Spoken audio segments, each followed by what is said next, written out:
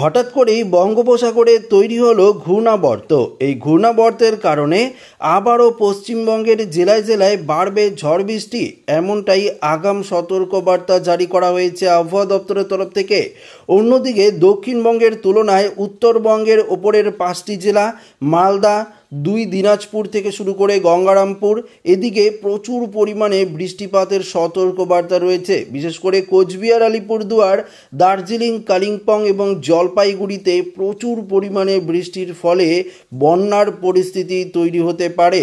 অন্যদিকে দার্জিলিং, কালিম্পংয়ে পাহাড়ে ধসেরও সতর্কবার্তা জারি করা হয়েছে। তো বন্ধুরা, বুঝতেই পারলেন যে পুরোপুরিভাবে বর্ষা কিন্তু পশ্চিমবঙ্গে প্রবেশ করেছে। এই বর্ষার বৃষ্টিতে এবার কিন্তু নাজেহাল হবে গোটা পশ্চিমবঙ্গ।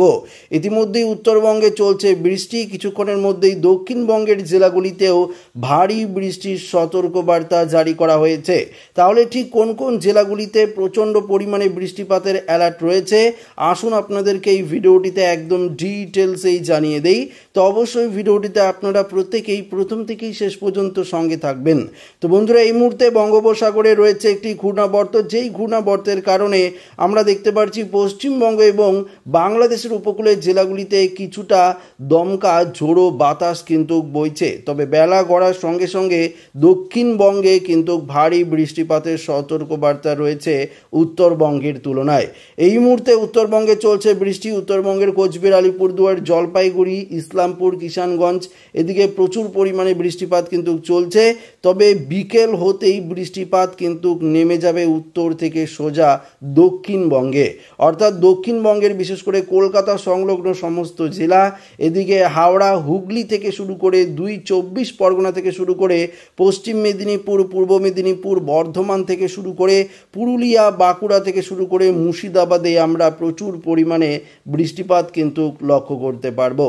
অন্যদিকে ডিবিসি জল ছাড়ার ফলে বন্যার পরিস্থিতিও তৈরি হতে পারে দক্ষিণবঙ্গের একাধিক জায়গায়। অন্যদিকে পশ্চিম মেদিনীপুরের ঘাটালে প্রচুর পরিমাণে কিন্তু জল জমে বন্যার পরিস্থিতি তৈরি হয়েছে। সে ব্যাপারে আপনারা প্রত্যেকেই জানেন। ইতিমধ্যেই এই বন্যার পরিস্থিতি নিয়ে কিন্তু একটি রাজনৈতিক অর্থাৎ চাপান্তরণ চলছে। তো সেই নিয়ে আলোচনা করব না রাজনৈতিক নিয়ে, যেহেতু এটা আবহাওয়ার আপডেট। অন্যদিকে যদি আমরা দেখি তাহলে বাংলাদেশের সিলেট, ময়মনসিংহ, কালাই, রাজশাহী, মিরপুর, ঢাকাতেও আমরা প্রচুর বৃষ্টিপাত কিন্তু লক্ষ্য করতে পারবো। পাশাপাশি ত্রিপুরাতেও থাকছে বজ্র বিদ্যুৎ সহ ভারী বৃষ্টিপাতের অ্যালার্ট, সেটা কিন্তু বিকেল থেকেই। রাত্রের দিকে আবারও বৃষ্টিপাত কিন্তু থাকছে দক্ষিণবঙ্গ থেকে শুরু করে উত্তরবঙ্গে। পরবর্তীতে 25 তারিখ বুধবার দিনও আমরা কিন্তু ভারী থেকে অতি ভারী বৃষ্টিপাত লক্ষ্য করতে পারবো গোটা পশ্চিমবঙ্গের একাধিক জেলায়। বাংলাদেশেও থাকছে 26 তারিখেও প্রচুর পরিমাণে বৃষ্টি থাকছে, 27 তারিখেও থাকছে।